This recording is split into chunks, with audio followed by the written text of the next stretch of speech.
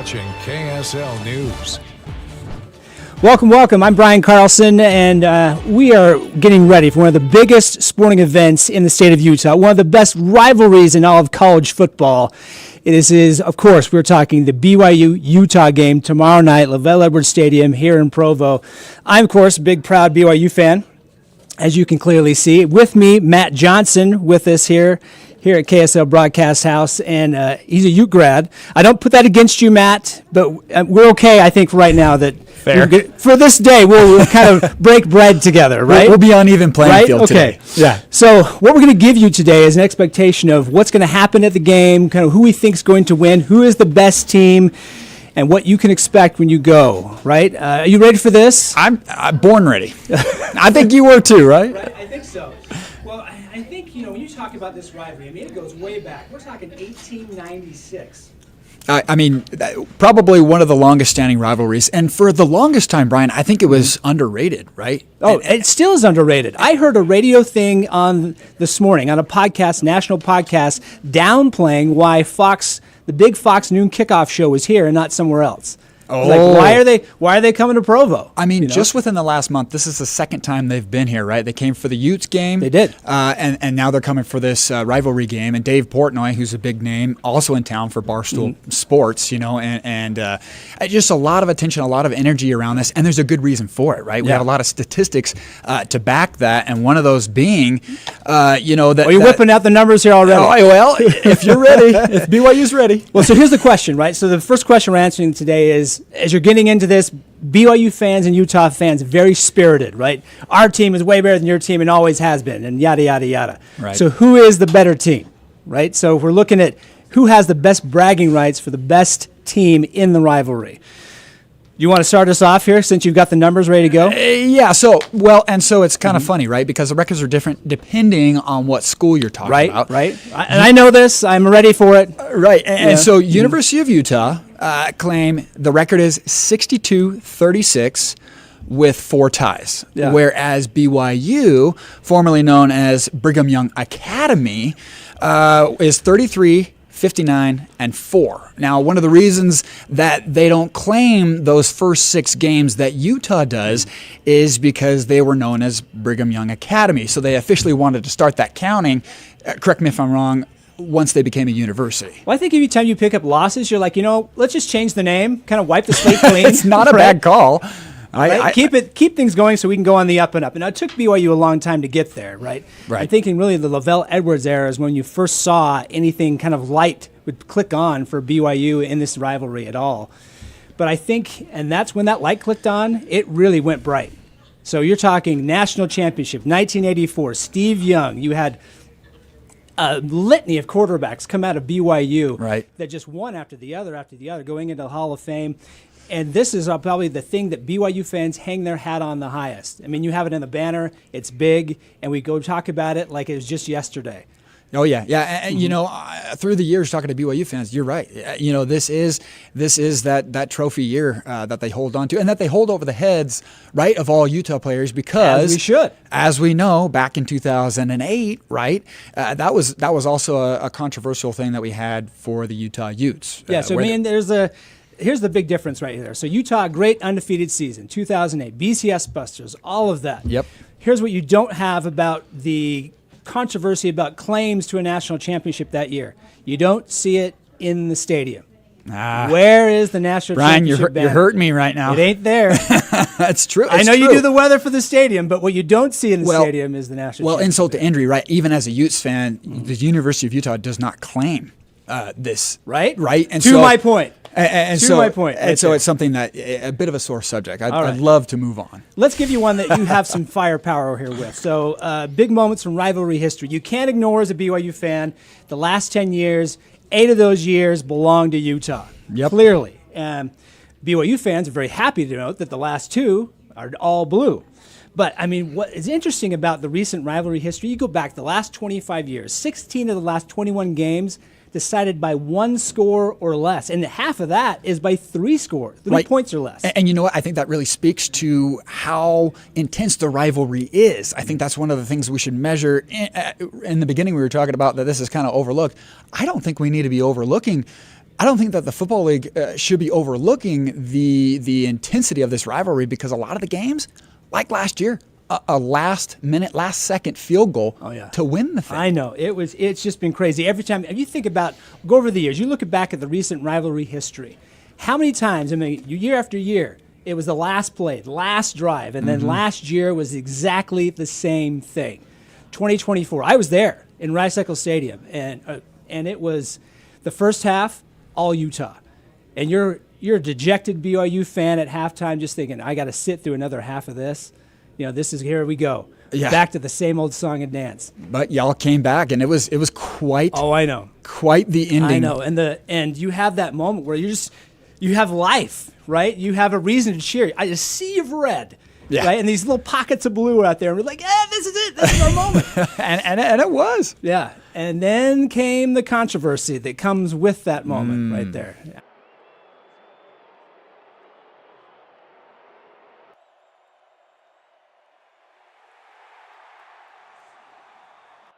Utah tackles BYU right there at the goal line. Defensive holding. Wait a second. Yeah. We're coming back here.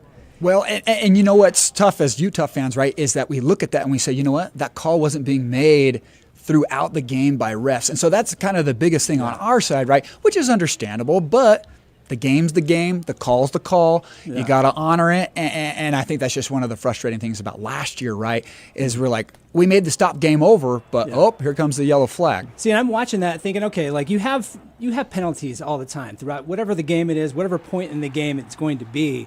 That happens. Sometimes they go your way, sometimes they don't. Because you look at this kick, right? You look at the kick that won the game in the end. You're thinking, exhale as a BYU fan. But I was, to that point, I had shades of remembering 2012. You were waiting for the, I knew, because I remember 2012 was like, all right, we're just going to tie this up. It's going to be easy, right? We're going to go to overtime, win it like we've done before.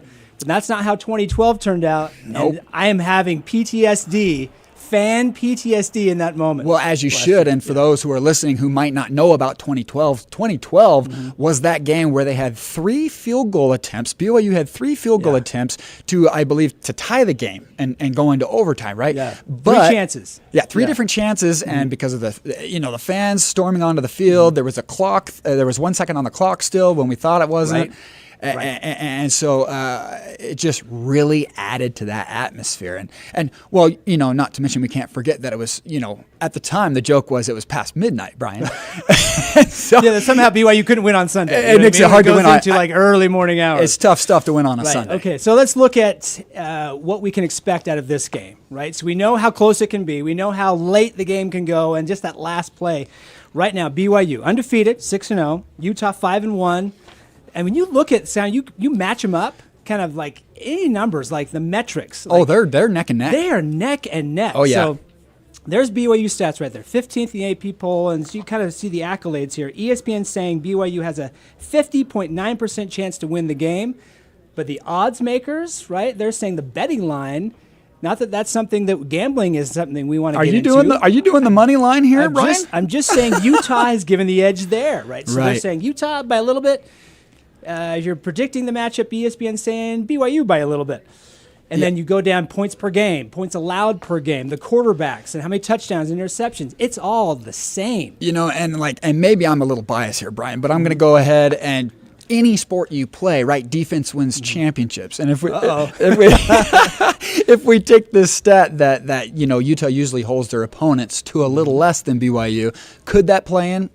I like to say stats go out the window, but defense does win championships, right? This is a local championship in a way, right? So here's how I look at this: I think it is because it is so close. I mean, you're talking points allowed, 13 to 14 points, right there. That's how close that is. Oh yeah. I think it comes down to how do you feel? Can you mentally be prepared and be focused for this game? And that's where BYU has the edge. It's in Provo. Oh, yeah, well, good call. Huge difference when you you're in Provo or Rice Eccles Stadium. Because I can tell you, as a BYU fan, in Rice Eccles, it is an inhospitable place to be. Well, and I'll say, Coach Whittingham in his latest presser was saying, one of the things we got to focus on, let's do our work this week. Let's not focus on emotions. Let's get down to the basics, the mechanics, and play our game. Because, like you said, we're not at home. We're at LaVell Edwards. And it could come down to the weather. I mean, it could come down to the last thing. Is it just wet enough? Is it just cold enough? Is the ball inflated enough? You know what I mean? Okay, Tom Brady. Yeah, you know what? I'm going to say it. As the weatherman, I'm calling in some great weather. So I'm trying to get the Utes that edge of not being at home. But, hey, if you are headed to the game, I'm telling you, great weather. We've kind of been battling some inclement weather over the last 2 weekends. So it's nice to see this forecast. You can see it there, 61 to start, fourth quarter, 51 degrees. I'm not talking rain. I'm really not talking about cloud cover. It is going to be great weather. Make sure you have that jacket and a winning spirit. Kickoff is at 6 p.m.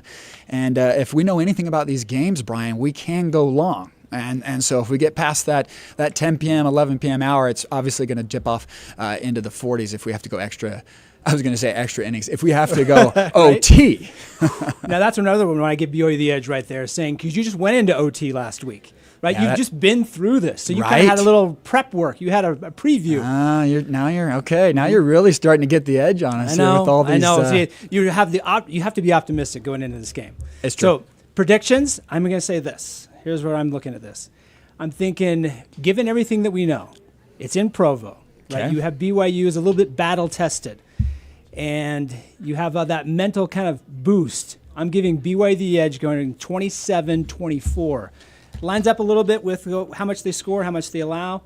Giving some credit to the BYU and the Utah offense, the Utah defense at the same time. Okay. I'm going 20. What do you think? What do you think?